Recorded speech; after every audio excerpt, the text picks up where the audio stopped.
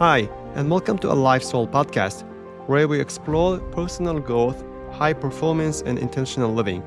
I am Wasim Balani, and I believe life isn't just about getting through the day, it's about becoming fully alive in everything we do. Through my journey, whether in medicine as a heart rhythm cardiologist, cycling and running, or personal development, I have learned that success isn't just about reaching goals, but about who we become along the way. This podcast is here to inspire and challenge you to push your limits, cultivate discipline, and live with purpose. Join me each week as we dive into ideas, reflections, and practical strategies to help you grow into your best self. So let's get started.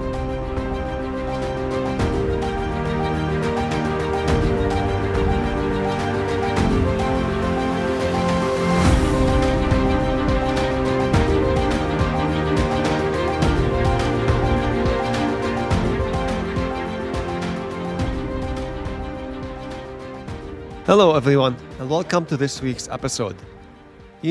Lately I've been feeling a little aimless. A few weeks ago, I crossed one of my biggest goals, finishing the marathon. It was an incredible experience. Months of training, structure, and discipline. Every run had a purpose. Every week had a plan.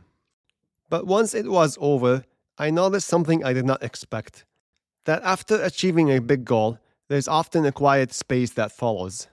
The structure fades, the urgency disappears, and suddenly you're left asking, okay, now what?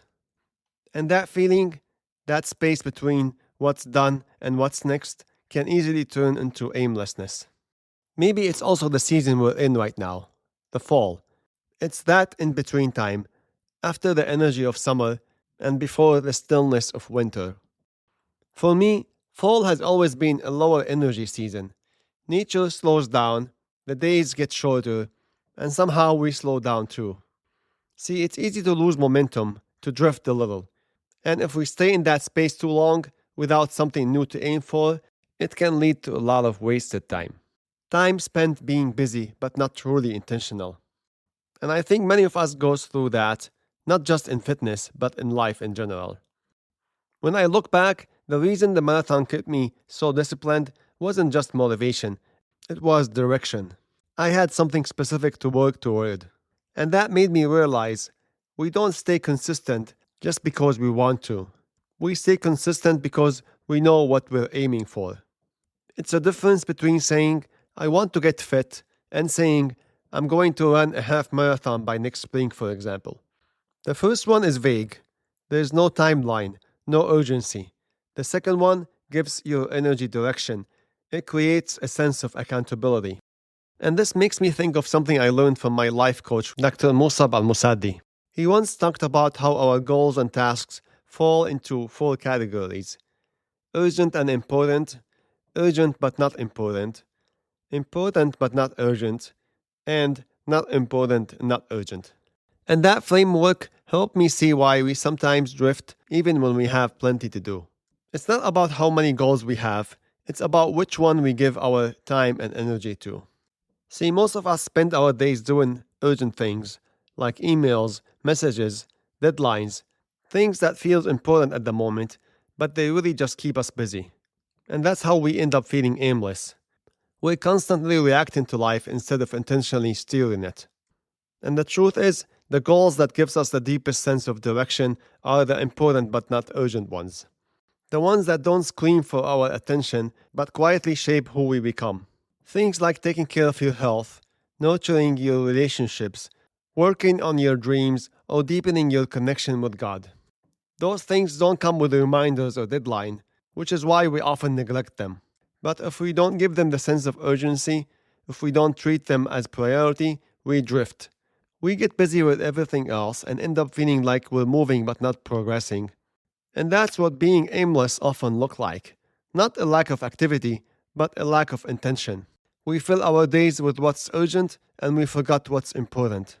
And the thing is, nothing becomes urgent until we decide it is. And that's so true. See, we all know what's important, like exercising, eating well, being kind, spending time with family, having better connection to God. But unless we redefine the urgency in our minds, those things stay on the someday list. It's like with fitness. Everyone knows it's important, but unless we attach meaning and a deadline to it, like signing up for a race or cycling event, it rarely gets done. And that's when drift happens. Because aimlessness isn't about not caring, it's about not assigning urgency to what truly matters.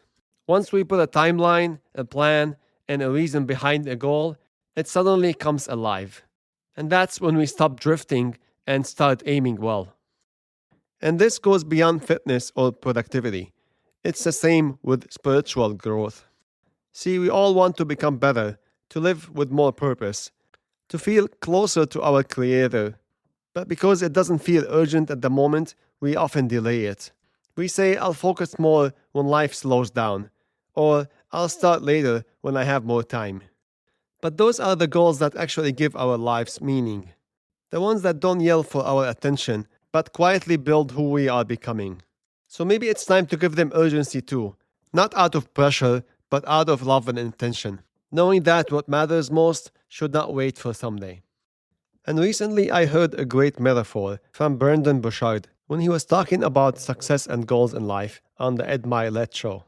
He compared success in life to a chessboard, and goals are like the little pieces on the board. He said, you can move your pieces all day long, stay busy, make moves, but if you don't have a strategy, you'll never win in the game. And that really stuck with me, because being aimless isn't about being lazy. Many times we're working really hard, moving constantly, but without a clear strategy, we're just shuffling the pieces. And when we don't know what we're aiming for, even the hardest work starts to feel empty. So how do we fix that? How do we move from feeling aimless to feeling aligned again? First, set a new horizon. Maybe it's signing up for a 5K run, finishing a book, or finally starting that creative project you've been postponing. The point isn't how big the goal is, it's that it exists. Because when you give your energy something to move toward, you shift from drifting to directing. Second, give it structure. Write it down, break it into smaller steps. Add the dates to your calendar, track your progress, and make it visible. When you see a plan on the calendar, your brain sees a proof that it's real, and that builds momentum. Third, reconnect to your why. Ask yourself, why does this matter to me? What's the deeper reason behind wanting to achieve it? Because when your why is clear, motivation becomes more natural. You don't have to fight with consistency, it flows. And finally, allow the pause and give yourself some grace. It's okay if you don't know your next big thing yet.